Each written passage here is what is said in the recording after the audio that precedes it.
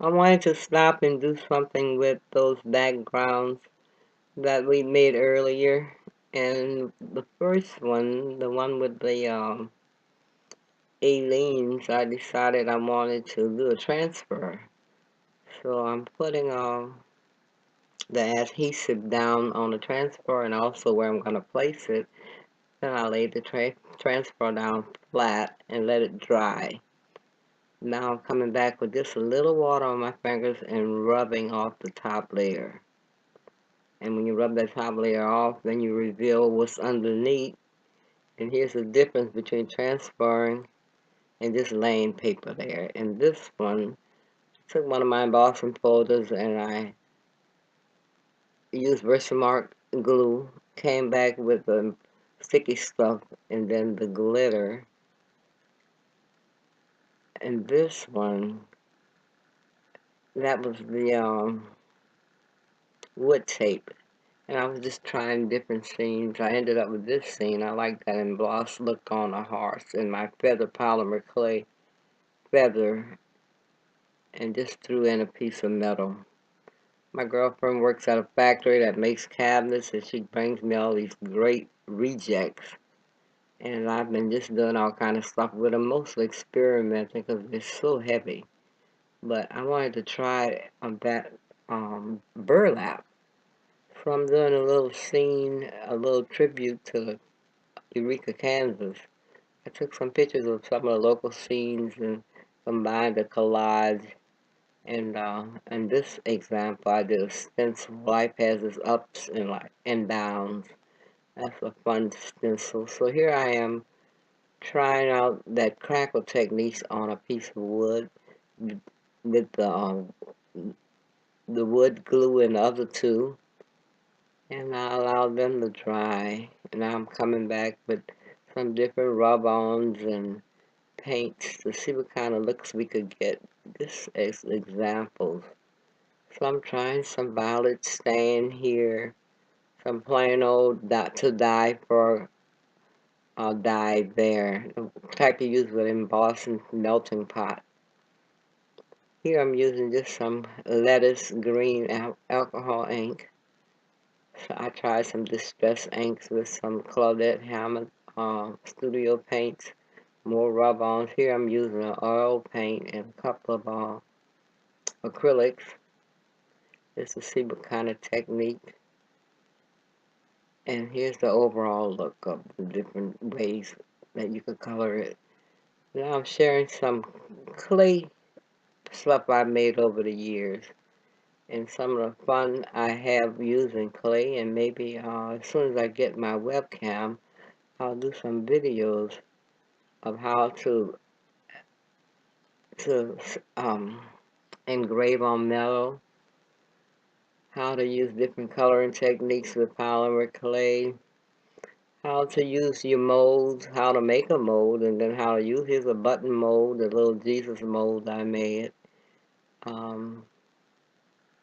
Here I'm working on a necklace, something for a guy. And here's some stuff by me. I'll show you how I made that little shoe magnet. The snake using different textures from around the house. And I have a lot of wood beads, and I like to use them as fillers in between my polymer clay stuff. And I was getting ready for a show there. Here's some paper products working with adhesives and glitters. I have this great shell mold, so I'm always making little shells in different sizes. They're just great to use on all kind of projects. There's my shell mold that I made, and some fun polymer clay magnet purses. I'll have to show you how I made those. Those are fun. Another kind of leathery look, and some more shell creations. More shells. I'm doing an Easter layout. He is risen with a cross, and I'm just covering it. It took so many of those little shells to fill it in. Took a while. Here, these are some barrettes I was making with using a button mold to make some little bracelets to match. And there's more. Here I drew a fun shoe in. This is the rim of a margarine top that I covered with fabric and made a matching headband. That I pre-purchased the headband and I covered it the same way. Here I'm making more accessories to go with that little bracelet set. Here I'm recycling oyster shells, something I really love to do. That's a fun technique. For Valentine's Day, I was making cameos with different beads and some polymer clay stuff. More polymer clay. That little pedestal behind that little girl is something I'm working on a lot now, and I want to share that pattern with you in the future. Here I'm working on some vegetable cans. I did the crackle technique. Then I came back with some rub-ons that I transferred. I printed them out first on some rub-on paper, and then I transferred them. Here was a contest to come up with unusual cell phone colors. That's all polymer clay. And there's the pedestal I told you about, and I'll show you how to do that if you're interested. Here's the pattern. I'll get one up in PDF format and share it with you soon. Here's something I'm working on, just using different textures on a cardboard background. And here are my recycled denim jeans with my polymer clay creations. More jeans, more polymer clay creations. Lately, I've been making my own lace. I've been dying to try those burlap bags, so I placed this particular lace on a burlap bag. And last but not least, I wanted that washing mat look, and I'm using corrugated cardboard to get that look.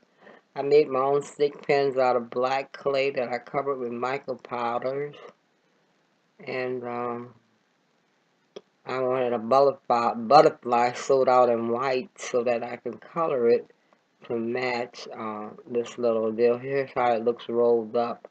On the inside, I placed the butterfly, and I dyed it all to match. Okay, thanks.